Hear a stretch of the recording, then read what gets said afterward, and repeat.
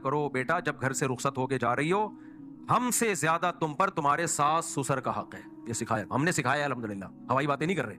اب تمہاری جنت بھی وہی, جہنم بھی وہی. ہاں نظر رکھو کہ ظلم نہ ہو رہا ہو, بالکل ایسا نہ ہو جاؤ, کیونکہ بعض لوگ اس میں بھی زیادتی کرتے ہیں. بچیاں روتی بھی گھر آتی ہیں تو ایک دم متاثر نہ ہو جایا کرو. بچیوں کی طبیعت میں آج کل ٹھہراؤ نہیں ہوتا, عورت کی طبیعت میں, لیکن نگرانی رکھو کہ یہ نہیں ہوگا کہ ہم ظلم ہونے دیں گے. یہ غلط ہے بھائی, ایسا نہیں ہو سکتا کہ صبح شام بے تحاشا مار پیٹ رہا ہو اور تانے دے دے کے اس کو ڈپریشن کا مریض بنا دیا ہو. یہ نہیں ہوگا.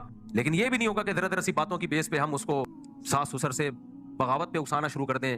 اور دوسری بات یہ, ٹھیک ہے میں بھی اس کا قائل ہوں کہ اس زمانے میں الگ ہی رکھنا چاہیے, لیکن جو بالکل چھوٹی لڑکیوں کی جب شادی ہوتی ہے ان کو الگ رکھنے میں نقصان کا خطرہ بھی بہت زیادہ ہے.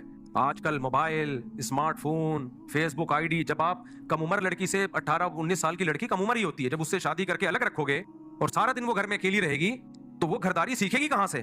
وہ کیسے سیکھے گی کہ سسرال میں کیسے ایڈجسٹ ہونا ہے؟ میں نے ان کی کیا روایات ہیں, کن چیزوں کو یہ برا مانتے ہیں, کن چیزوں پہ یہ خوش ہوتے ہیں. تو بالکل انڈیویجولزم کی طرف ہم جائیں گے جیسے جا رہے ہیں, تو اٹھا کر پھینک دو باہر گلی میں. نئی تہذیب کے انڈے ہیں گندے. ہم جو اپنے بچوں کو سکھاتے ہیں وہ یہی کہ سسرال کا حق تم پر ہم سے زیادہ ہے, ان کو خوش رکھو. باپ اگر واقعی اپنی بیٹی کے ساتھ وفادار ہوگا نا تو اپنے سے زیادہ حقوق وہ انہی سسرال ہی کے بتائے گا. اس کو پتا ہے اس کا فیوچر, مستقبل یہاں سے وابستہ ہے. اور اگر چنگیز خان کی اولاد میں ہوگا تو ذرا سی باتوں پہ آئے گا, تیرے سالے کی, تیرے سسر کی ایسی کی تیسی کرتا ہوں, تیری ساس نے یہ بول کے کیوں دکھایا, ایسا کیوں کیا. وہ تانے دے گا اور جب گھر آ کے بیٹھے گی پھر جاب تلاش کرے گا اس کے لیے.